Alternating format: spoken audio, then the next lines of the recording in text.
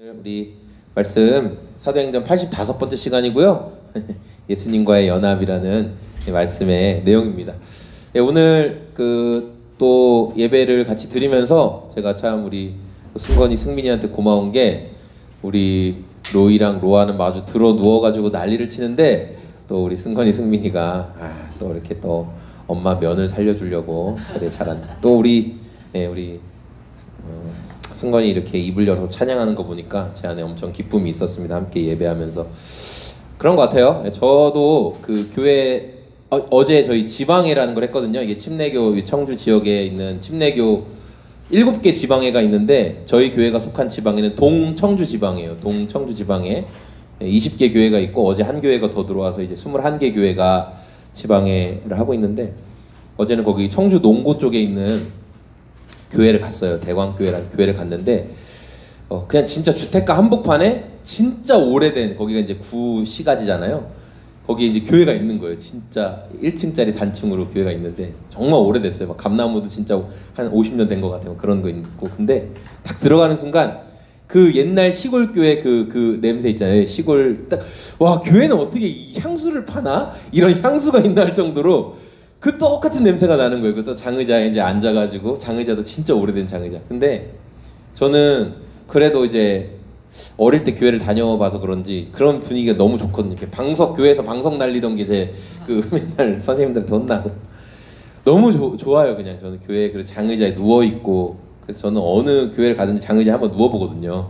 아버지 품이구나. 그래서 한 번씩 누워 보는데 오늘 이 두 아이들도 아버지 품으로 생각하고 들어 누워 있었구나. 제가 그렇게 찬양하면서 예수님의 마음으로 긍정적으로 이렇게 바라보았습니다. 왜냐하면 예수님과 제가 연합하고 싶기 때문에 그렇습니다.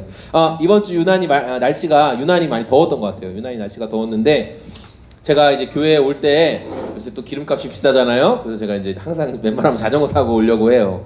자전거 타고 오는데 아침에 제가 이제 9시 그 정도에 이제 이렇게 오는데 그때는 그래도 교회 올만 하거든요. 자전거 타고 올만 한데 와 이제 애들 데리러 가야 되고 할 때 그래서 한 3시 반 정도에 4시 전엔 집에 제가 가야 되니까 그때 나갈 때는 와 진짜 막 몸이 막 타는 것 같아요. 너무 뜨겁고 엄청 덥더라고요. 이제 무더위가 시작되면은 저희는 이제 자연스럽게 이런 얘기 많이 해요. 야 한국도 이렇게 더운데 열대지방은 얼마나 더울까 막 그런 얘기 많이 하잖아요. 더운 나라는 얼마나 더울까 그런 이야기예요. 제가 이제 선교 이렇게 교회들이 있으면서 이제 단기 선교 같은 것들 다니면서 이제 동남아 지역이 아무래도 좀 물가가 좀 저렴하니까 교회들이 큰 돈을 쓸 수는 없으니까 동남아 지역으로 선교를 많이 가요. 그리고 동남아 지역이 불교권이 많잖아요. 그러다 보니까 이제 동남아 지역으로 선교사님들을 만나러 많이 가는데 제가 이제 그 동남아 지역에 가면서 와 그 더운데 어떻게 하나 막 그런 생각 되게 많이 했던 적이 있어요. 동남아 지역 선교를 가면서. 그런데 오히려 이 동남아 지역이 특징이 뭐냐면 습도가 높지 않은 지역은 태양은 엄청 뜨거워도 그늘 밑에 있으면 되게 시원해요. 습도가 높지 않은 곳에서는. 그래서 이래서 버티나 보다 이제 그런 생각들을 하는데 이제 우리가 선교지나 이런 곳을 방문하면 이렇게 날씨가 더워서 뭐 그런 경우 있고 또 저희가 갔던 라오스 제가 경험했던 곳은 거기는 라오스나 또 캄보디아도 여전히 그런 영향이 있는데 공산주의 사상이 여전히 있거든요. 그래서 교회에서 이제 선교팀이 뭐 한다고 하면은 이제 뭐 그런 공안 같은 사람들이 두세 사람씩 붙어가지고 계속 교회 앞에 기다리고 있어요. 보고 있어요. 뭘 나눠주나. 함부로 뭐 나눠주지도 못하고 그냥 문화 활동이다. 한국의 문화를 알려준다. 그냥 이런 식으로 하고 노래만 이제 찬양 틀고 하고 약간 이런 식으로 하거든요. 근데 그랬던 이제 외적인 방해들, 외적인 어려움들도 많이 있어요. 그런데 제가 겪었던 외적인 그런 더위와 어떤 그런 체제가 달라서 또 그런 것도 있었지만 아무래도 불교권 국가나 이런 데로 가다 보니까 저희가 여기 안에도 그때 같이 갔었는데 처음 단기 선교를 갔을 때 캄보디아라는 나라 갔었거든요. 저희가 이제 사람들을 초대해가지고 큰 마을 잔치를 이제 하려고 계획을 세워놓고 이렇게 캠프파이어 불도 붙여놓고 이렇게 막 너무 분위기 좋잖아요. 캠프파이어 이렇게 하면서 아이들 다 와라 먹을 거 주다 승건아 분위기 좋잖아. 캠프파이어 조개 껍질 먹고 얼마나 좋아 그치? 너무 분위기 좋게 해놓고 동네 친구들 다 초대했어요. 그래서 얘들아 와라 그렇게 해가지고 이제 처음에 막 뭐 먹을 것도 나눠주고 선물도 나눠주고 막 하는데 이제 캠프파이어 불을 아직 붙이기 전이었어요. 근데 밤에 불을 딱 붙이고 하니까 갑자기 애들이 와 하더니 그냥 가버리는 거예요. 막 우리한테 뭐라고 하더니 뭐야? 왜 그래 갑자기? 왜 그러지? 너무 막 레크레이션하고 진짜 잘 놀았거든요. 갑자기 왜 그래? 그래서 우리가 이상하다 이거 좀 뭔가 그런가 보다 해서 같이 막 기도를 했어요. 이거 막 가니까 애들이 가니까 얘들아 가지마 하는데 하러 가고 막 가요. 그래서 막 저희가 이제 기도를 했어요. 기도하는데 너무 힘든 거예요. 막 진짜 기도가 안 되는 거예요. 기도를 하려고 하는데 갑자기 다들 너무 무섭고 막 벌벌 떨리고 막 닭살 돋고 막 난리가 난 거예요. 그냥 왜 그러지? 왜 그러지? 하고 이제 뒤늦게 이유를 알게 됐는데 이제 밤에 나무에 이렇게 장작불 피우고 이렇게 하는 게 거기서는 이렇게 시체 태우고 그러는 인식으로 그게 받아들여져가지고 굉장히 안 좋은 그런 거였고 일단 그리고 거기에 굉장히 무속적인 게 많이 들어있대. 그렇게 밤에 불을 피우고 뭘 하는 게 귀신을 불러들이고 약간 그런 게 되게 심했던. 근데 저희는 이제 정말 좋은 추억으로 한 건데 걔들은 되게 나쁘게 근데 정말 그게 어떤 영향이 있었는지 저희가 거의 한 20명 가까이 갔던 그 팀들이 다 되게 두려움을 느꼈어요. 기도하면서 그게 무슨 의미인지도 모르는데 기도하는데 너무 두렵고 너무 무섭고 막 그랬거든요. 그래서 되게 강력한 그런 어쨌든 그런 이렇게 그 지역에 어떤 영적인 그런 반대가 분명히 있구나라는 걸 되게 많이 경험했던 저에게 있어서 정말 어떤 영적인 존재들이 있구나를 제가 굉장히 느꼈던 어떤 시간이었어요. 우리 또 지도 봐야 되겠죠? 저는 쓸데없는 얘기를 한 건 아니고 이제 바울이 3차 전도여행을 하는 거예요. 3차 전도여행. 오늘은 이게 에베소에서 일어난 사건이에요. 에베소는 바울이 개척했던 교회가 있는 에베소 교회가 있는 거예요. 이 황금 색깔 길이 바울의 3차 전도여행 길인데 이제 에베소에서 이 빨간 박스에 있는 에베소에서 벌어진 사건이에요. 에베소는 어떤 지역이냐? 에베소는 당시에 이 소아시아 지역, 아시아라고 돼 있죠? 이 소아시아 지역에서 굉장히 잘 나가는 동네였어요. 상업이 굉장히 발달하고 사람들이 많이 모이는 곳이었고 인구가 약 한 30만 명 정도 되는 그래도 고대 시대에 굉장히 많은 사람들이 모이는 그런 지역이었다는 거예요. 그리고 에베소 사람들이 자랑하는 게 있었어요. 세계 7대 불가사의예요. 승민아, 세계 7대 불가사의. 정말 어떻게 그렇게 할 수 있을 정도인가? 바로 뭐였냐? 짜잔. 바로 이 아르테미스라고 하는 아테미 여신, 그리고 이 아테미 여신의 이 신전. 이건 지금도 세계 7대 불가사의인데 이 신전의 크기가 얼마나 하냐면은 축구장 크기예요. 축구장 크기. 100m가 130m 정도 되고 막 70m가 넘는. 그러니까 그 당시에 이렇게 큰 건물을 사람들이 지었다. 230년 정도 걸려서 지었대요. 저 신전이. 그리고 이 아데미 우상이죠. 굉장히 생긴 게 우리가 볼 때 되게 혐오스럽게 생겼는데 그 사람들은 굉장히 좋아했어요. 왜냐하면 이 여신이 많은 부와 돈을 가져다 준다라고 믿었기 때문에 상업적인 것을 숭배했던 그 지역에서는 이 아테미 여신을 굉장히 소중하게 생각했어요. 그러니까 바울이 예수님을 믿고 복음을 받아들이고 이 에베소라는 지역으로 갔을 때 저희 선교팀이 영적인 공격을 당했던 것처럼 공격이 있었을까요? 없었을까요? 공격이 엄청 심했던 거예요. 영적인 공격이 너무나 심했던 거예요. 바울이 이곳에 이제 다시 두 번째 도착했을 때 거기에서 몇몇의 제자를 만났다라는 게 오늘 말씀에 등장하는 내용이에요. 이 사람들한테 바울이 좀 대화를 나눠보니까 이들이 우리 예수님을 알아요 이렇게 얘기하고 뭔가 성경적인 얘기를 막 하는데 우리 지난번에 브리스길라와 아굴라 부부가 이 아볼로라는 사람하고 이야기하다가 이 사람 뭔가 있는 것 같은데 없는 것 같은데 뭔가 없는 것 같은데 맞아요. 뭔가 빠진 것 같은데 하면서 성령님의 침례에 대해서 말해줬죠. 그런 것처럼 바울이 이 에베소에 있는 몇몇의 제자들 우리 예수님 알아요 예수님 들어봤어요 라고 말하는 사람들과 대화를 나누다 보니까 이 사람들 굉장히 중요한 걸 지금 모르고 있네 라는 것을 딱 알게 됐어요. 그 사람들은 우리는 요한이 베풀던 침례는 알지만 예수님과 특별히 성령님에 대해 성령님이 계시다는 말도 우리 못 들어봤어요. 이렇게 대답을 했다는 거예요. 우리 2절 말씀 같이 한번 읽어볼까요? 시작. 여러분은 믿을 때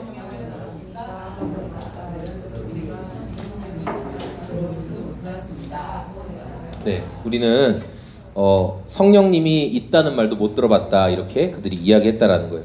바울이 만난 이 제자들은 우리는 요한이 베풀던 침례만 알고 있었다라는 거. 여러분, 요한의 침례는 뭐냐면은 이스라엘 사람들한테 너희 죄를 회개해라, 너희 돌이켜라, 하나님의 나라 천국이 가까이 왔으니까 지금 살던 것처럼 그렇게 계속 죄 지으면서 살지 말고 돌이켜라. 그러면서 이제 물에 들어가서 몸을 씻는, 우리의 죄를 씻는 그 침례를 받았다라는 거예요. 그런데 요한도 뭐라고 얘기했냐면은 내 뒤에 오실 분이 있는데 그분이 베푸시는 침례를 받아라, 이렇게 말했어요. 성령의 침례, 예수님이 주시는 성령의 침례를 받아야 된다. 나는 예수님이 오실 길을 준비하는 사람이다 라고 요한이 말했거든요. 우리도 마찬가지로 성령님의 침례를 받아야 돼요. 예수님을 믿고 성령의 침례를 받아야 되는데, 성령의 침례라는 것은 단순히 의식적인 게 아니에요. 그냥 내가, 저희 교회에선 로운 성도님이 했었죠. 침례식을 했는데 물에 한번 들어갔다 나오는 게 침례가 아니라 우리의 삶이 예수님과 연합되었다, 하나가 되었다, 내 삶이 이제 예수님과 함께 살아가는 삶이다라는 것을 보여주는 게 성령의 침례다라는 거예요. 그래서 우리는 성령의 침례를 통해 예수님과 연합해서 살아가고 예수님의 능력으로 살아가게 돼요. 요한의 침례는 사람들에게 죄를 깨닫게 했어요. 그러니까 요한의 침례를 생각하면, 물 침례, 물로 받은 침례를 생각하면 생각할수록 난 죄인이야, 난 죄가 많았어, 나는 그동안 죄를 많이 지었지, 이런 것들을 생각하게 해요. 그런데 그렇게 아무리 많이 생각해도 여러분, 우리 삶이 안 바뀌어요. 내가 지은 죄를 아무리 많이 생각해도 삶이 안 바뀐다고요. 그냥 괴롭다, 난 왜 이렇게 죄를 많이 질까? 그 수준이에요. 그러니까 수많은 우리가 다 예수님을 믿는다고 하고 살아간다고 하지만 요한의 침례로 상징되는 죄를 돌이키게 하는, 죄에서 돌이키게 하는 그 침례는 그냥 뭐냐면 후회만 남아요. 후회만. 난 왜 또 죄를 졌지? 그냥 죄를 계속 인식하기만 하는 거예요. 그러나 우리의 삶을 근원적으로 바꾸는 건 성령님이 베푸시는 침례를 받아서 예수님과 연합될 때, 그때 나는 여전히 연약하고 죄를 짓고 하지만 예수님이 내 삶을 변화시켜 가. 예수님이 내 삶을 예수님 닮은 삶으로 바꾸어 가실 거야. 이렇게 우리 삶이 진짜 변화되는 것들을 경험하게 된다는 것이죠. 오늘 바울이 에베소에서 만난 제자들의 이야기를 우리가 짧게 살펴봤는데, 이 사람들이 요한의 침례만 알고 있었어요. 요한의 침례는 죄를 씻어주는 그런 상징적인 침례였어요. 아직 성령님이 계신지도 모른다라고 말했던 이 사람들에게 바울이 예수님이 누구신지, 예수님을 통해서 어떻게 성령님의 침례를 받게 되는지를 분명하게 말해 주었어요. 그래서 이 사람들이 이제 예수님의 이름으로 침례를 받았다, 그렇게 성경이 말하고 있죠. 성령의 침례를 통해 우리의 삶이 근원적으로 변화되고 예수님과 연합하게 된다라는 것을 말씀은 이야기하고 있어요. 우리 4절 말씀도 같이 한번 읽어볼까요? 바울이 말하였다. 요한은 백성들에게 자기 뒤에 오시는 이 곧 예수를 믿으라고 말하면서 회개의 진리를 주었습니다. 네. 그러니까 바울이 말하는 거예요. 여러분이 그 소중하게 생각하는 요한이 베푼 침례 있잖아요. 그 침례 베풀던 요한도 뭐라고 얘기했냐면 내 뒤에 오시는 예수님을 믿어라, 예수님이 하신 말씀을 믿어라, 이렇게 말했다라는 거죠. 그래서 당신들이 받은 침례는 분명히 소중한 것이긴 하지만, 그러나 예수님이 말씀하신 참된 의미의 침례를 받아야 됩니다라고 이야기를 했다라는 거예요. 그래서 그 사람들이 그 가르침을 받아들이고 예수님을 믿고 침례를 받게 되었어요. 그때 그들이 방언도 하고 예언도 했다라고 성경이 기록하고 있습니다. 여기서 이제 말하는, 요새 기독교계에 또 갑자기 좀 방언 논쟁이 살짝 있거든요. 그런데 저는 이 방언에 두 가지 종류가 있어요. 그러니까 방언의 의미 표현도 두 가지가 있는데, 우리가 못 알아듣는 그 흔히 말하는 랄랄랄랄라 말하는 알아듣지 못하는 혀의 말이 있고, 그리고 LT라고 해가지고 랭귀지 텅, 우리가 지금 한국말 하듯이 뭐 영어를 하듯이 뭐 일본어를 하듯이 이렇게 분명히 누군가 알아들을 수 있는 말로 하는 방언, 분명히 두 종류가 있는데, 성경은 이렇게 바울도 그렇고 알아듣지 못하는 말로 하는 방언에 대해서 이걸 하라라고 말한 게 아니라는 거. 고린도전서의 전체를 보면 너희가 뭐 방언 말하기 힘쓰라 이렇게 말했던 내용은 알아듣는 방언을, 영어 방언이나 복음 전하는 말, 예수님을 알리는 말을 해라, 그런 의미로 사용되었다라는 거예요. 자, 이렇게 말함으로 인해 저도 방언 논쟁에 참전하게 돼버렸네요. 자, 어쨌든 그래서 이 일이 벌어졌어요. 이 일은 어떤 일이었어요? 그러니까 이들이 방언을 하고 이들이 그 예수님의 이름으로 침례를 받고 방언을 말하고 예언을 했다는 건 어떤 의미냐면, 오순절에 성령님이 임했을 때 마가의 다락방에서 막 그렇게 막 그 사람들이 막 외국어를 막 말했죠. 그랬더니 지나가던 외국에서 온 사람들이 저거 우리나라 말인데 저 사람들이 어떻게 저 나라 말 하지? 막 갈라디아에서도 오고 뭐 부르기아에서도 오고 밤빌리아에서도 오고, 근데 우리말을 어떻게 하는 거야? 막 놀랐잖아요. 알아듣는 말 했잖아요, 외국말을. 그런 일이 지금 여기서 똑같이 벌어졌다. 성령의 침례를 받게 될 때 이렇게 성령 하나님께서 언어를 초월해서 일하시는 것들이 똑같이 나타났다라는 것을 성경은 말씀하고 있어요. 바울은 그 기적을 기대하면서 막 이렇게 성령님을 받아라 그렇게 하지 않았거든요, 바울은. 그런데 복음을 똑바로 전했어요. 예. 똑바로 복음을 전해줬어요. 십자가 복음이 뭔지, 예수님이 어떤 분인지를 똑바로 전해줬어요. 성도들이 잘 모르고 있는 부분을 똑바로 바로 잡아줬어요. 그렇게만 했을 뿐인데 바울의 사역을 통해 놀라운 기적들이 많이 일어났죠. 그래서 우리가 이 뒷부분 말씀해 보면 어떤 일도 많이 일어나냐면은, 바울이 가지고 있는 뭐 있어? 이 손수건, 내 것도 그랬으면 좋겠다. 손수건이나 앞치마를 누군가에게 갖다 대기만 해도 병이 어떻게 됐다? 병이 나았다. 귀신들이 떠나갔다. 이건 아무 능력 없어요. 이건 그냥 제 땀 닦은 거예요.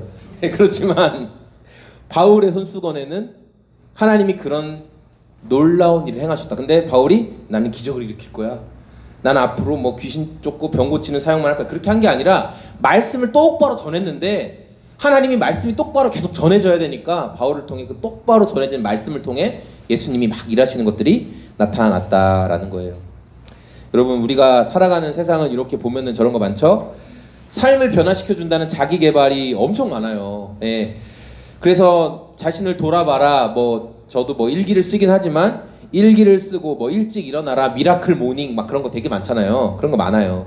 삶을 변하게 해준다는 수많은 방법들을 계속 제시해요. 뭐 이것도 나왔다 저것도 나왔다가 뭐 야간에 뭐 밤에 뭘 해라고 했다가 또 아침에 뭘 하라고 했다가 막 계속 나오거든요. 그런데 세상이 말하는 삶을 바꿔준다는 수많은 내용들이 있지만, 성경이 진짜 사람은 어떻게 바뀌냐, 정말 인생이 어떻게 변화될 수 있냐라고 말하는 것은, 성경은 예수님을 믿고 성령의 침례를 받을 때만 진짜 사람이 바뀔 수 있다라고 말해요. 이러한 세상이 말하는 자기 개발의 방법들은 어제보다 조금 더 좋아져 보이는 나일 뿐이에요. 어제보다 좀 더 괜찮아 보이는 나, 그냥. 근데 또 그 기준은 갑자기 또 바뀔 수도 있어요. 하지만 그냥 내가 볼 때 어제보다 잘한 것 같으니까 정도로 생각한다는 거예요. 그러나 사람이 정말 근원적으로 뒤바뀌어 버리고 완전히 바뀌어 버리는 것은 예수님과 연합한 침례를 받게 됐을 때, 성령의 침례를 받게 됐을 때 진짜 사람이 바뀐다는 거예요. 그래서 제가 예전에 그런 말 한 적 있잖아요. 우리 설교하면서 그 조폭 깡패, 예전에 김익두라는 사람이 있었는데 아세요? 네, 김익두라는 사람이 있었어요. 진짜 주먹 잘 쓰고 진짜 아주 막 무시무시한 사람, 이로이 파 그냥 진짜 무서운 사람이 있었는데, 어느 날 갑자기 그 초상 공고가 막 뜬 거예요, 길거리에. 김익두가 죽었다, 김익두가 죽었다 이러면서. 사람들이 뭐야, 난리나, 무슨 말도 안 되는 소리 하고 있어. 근데 그 김익두가 길거리 한복판에 버젓이 살아 있는 거예요. 그래서 이 사람이 뭐야, 죽었다고 하더니 해서 사람들이 물을 한 바가지 떠가지고 얼굴에 또 꽉 부어버렸대요. 평소 같으면 이 사람 어떻게 됐을까요? 김익두 펀치 맞아가지고, 김익두 펀치 해가지고 죽었을 텐데, 순간아 김익두 펀치 맞았을 텐데, 그렇게 물을 한 바가지 끼얹었는데도 김익두 목사님이 그대로 맞고 이렇게 얘기했대요. 예전에 김익두가 죽었기 때문에 넌 오늘 살았다, 이렇게 말할 정도로 그분이 굉장한 이제 어떤 병 고치는 그런 기적들이 많이 나타났대요. 그러니까 예수님과 내가 하나 됐기 때문에 더 이상 내가 사는 게 아니다라는 그런 고백이 있었다는 거고, 또 예수님께서 그런 삶으로 이끌어가 주셨다라는 거죠. 성령의 침례를 받게 되었을 때. 저는 오늘 말씀을 통해서 우리가 그리스도와의 연합, 예수님과의 연합을 경험하고, 정말 예수님이 우리를 더 예수님 닮아가게 하시는 그런 소망을 기대하고 또 소망을 살아가는 저와 우리 소금제작소교회 성도들이 다 됐으면 좋겠다, 그런 마음으로 오늘 말씀을 정리해 보았습니다. 네.